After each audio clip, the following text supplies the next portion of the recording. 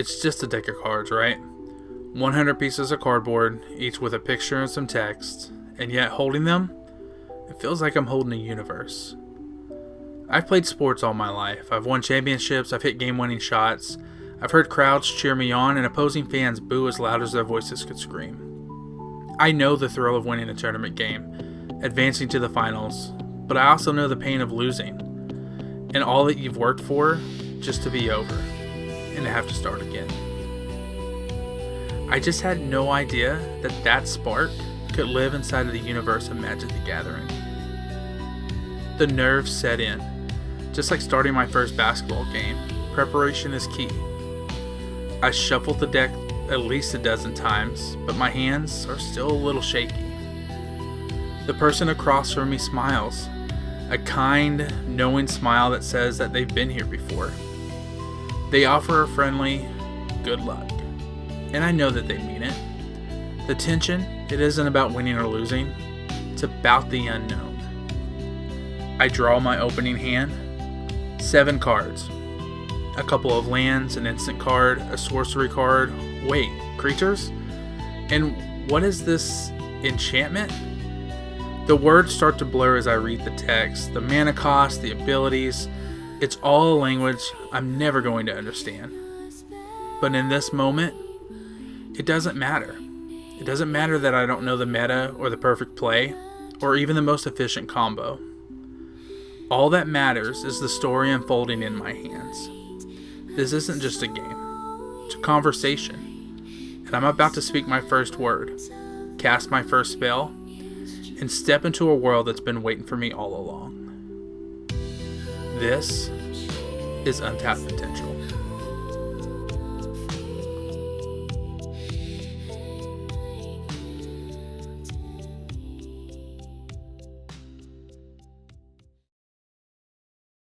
So one of the things that I did when I got into Magic was I dove headfirst into buying precon decks. Long before I even played my first hand, I collected 10, 15 different precons, plus buying a variety of booster packs and starter packs and things like that to add to my collection. And again, all before I even knew how to play Magic the Gathering. So you can kind of see here the collection that I started with. This doesn't even include collecting all 4 of the commander decks that dropped for Final Fantasy. And of course, again, like I said, the play boosters for Final Fantasy. I really enjoy opening these play booster packs because it's fun. You just never know what you're going to get. And even here, as I'm opening these up, not playing a hand of Magic before and not really knowing what I was doing, it was a lot of fun to be able to open up the cards, see the different artwork that's behind the cards, but watch these characters in these games that I have loved for years and years, brought to life in a new medium on Magic the Gathering cards. And so I think that the Universes Beyond collab, although I know it can be controversial at times, really does open up the gate for Magic the Gathering to bring people in and to be able to experience something brand new. And I think that that's clearly a win for the game. And these Commander precons that we got for Final Fantasy, just honestly, truly awesome, especially if you're a fan of the game. So this is where it started, unplugged in Edmond. You can see here me buying my first precon deck as I get ready to play my first hand of Magic the Gathering ever. Why did I pick this one? Honestly, because I love the artwork and the color scheme. So here you go, me opening up my first Commander precon. And I gotta tell you that, I was pretty impressed with everything you got with the precon. I didn't know what any of this stuff was. I didn't know what any of the tokens were. I didn't know what any of the little booster pack that comes with it, collector pack that comes with it. But all I knew was that I was starting on a journey for the first time, experience something brand new, and opening up my world to, a new fandom, and that's exciting. So obviously I sped this up because no one's going to want to watch 2 hours of me not knowing what the hell I'm doing, trying to learn how to play Magic the Gathering. But one of the things you can notice is just how patient my trainer, if you will, is. Lindsay, who's a good friend of ours, really took time to be able to walk me through the mechanics of the game, how the cards work, what the dialogue on the cards meant, the text and everything. And if you are brand new to Magic, or if you recall the first time that you ever played, that shit can be really intimidating. Not knowing what you're doing, not having an understanding of what any of the mechanics are, being totally out of your depth when it comes to what is an enchantment, how do you play a sorcery, what are you talking about mana cost. You can see here trying to explain to me what an artifact is, and we're talking about the most simplistic of all artifacts, the soul ring. So it takes time. And I think if you're learning, you need to be patient.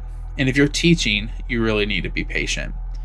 And so as I go through learning how to play my first hand, even just little things about, you can see there, trying to figure out where I put my cards on the battlefield.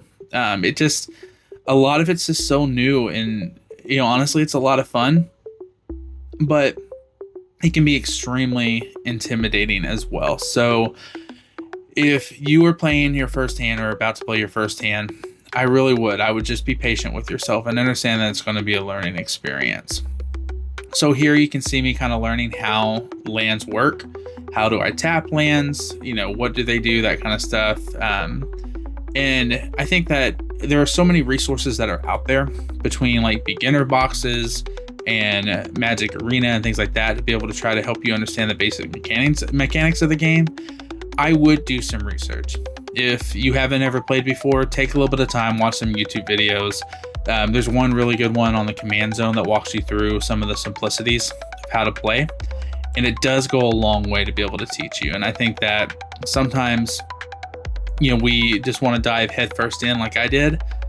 And you need to be patient with yourself. I can't emphasize that enough. But how was my first hand in Magic? Honestly, it was amazing.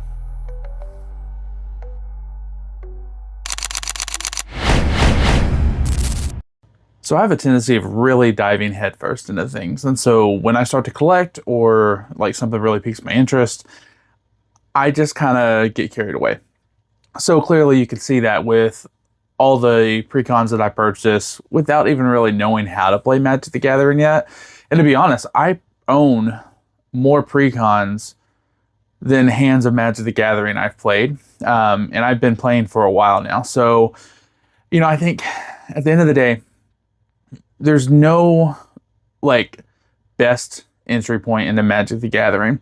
If I'm being honest, I think that there are a lot of things that make it very difficult for a new player to join Magic the Gathering and to kind of get into playing. And I think in large part it's because you don't know where to start. Like, sure, you can start with a starter kit, but you still need someone to play against. Sure, there's precons out there that are, you know, commander precons that are for newbies or for beginners that are a little bit more simplistic. But again, you got to go to a local game store and play against some people. You got Magic Arena, which we'll talk about in some future episodes, which is a good tool and resource. But unless if you have a basic understanding of the mechanics of it, of the game and how to play Magic, even that can be a little bit difficult, even with the tutorials it gives you. So at the end of the day, start where you're comfortable at. For me, like financially, I was fortunate enough to be able to be in a position to be able to buy the cards that I bought early on. And at this point, knowing that like I didn't need them, I'm able to, you know, go ahead and deconstruct these decks and use them to build my own commander decks and things like that, right? And so as you kind of evolve and learn more about how to play, then there are more options that you have on things that you can do with those cards. So start with where you're comfortable at. But if you're very new to Magic the Gathering, and even if you haven't bought your first deck yet, you don't need to go all in. You don't need to go crazy. I would suggest finding a color wheel and deciding what intrigues you the most as a player. Like, what about the color schemes and the way that the cards play, what intrigues you most about that and your strategy and who you are as an individual? And I would start there. So for me, red is what I'm really drawn to. Like, not only is it my favorite color, but I like the idea of chaos and quick combat and trying to attack quickly. So I, you know, now learning how to play and kind of building my own deck, the first commander deck that I'm building is a mono red deck because I think that playstyle fits me more than any of the other kind of playstyles. But that being said, that wasn't the first deck that I bought. So really think about how you want to strategize and how you want to play. Buy a couple of precons. I wouldn't buy 15 of them or however many like I did, but I would start with buying one or two if you can afford it, and really kind of learning those decks and learning how to play, because some of those precons you saw I haven't played with yet. And so yeah, what's the point of owning a pre-constructed deck if you're never going to play it? So really start there. Very simplistic. But I can't stress this enough. If you were like me and you didn't have very many people who played Magic, like you've heard me say in these episodes, I had one person who I knew that played Magic the Gathering. If you're like me and you're not surrounded by people who play, you're going to have to get out and about, and you're going to have to go to your local game store and meet people and learn how to play, ask questions, things like that. So not every local game store is created equal.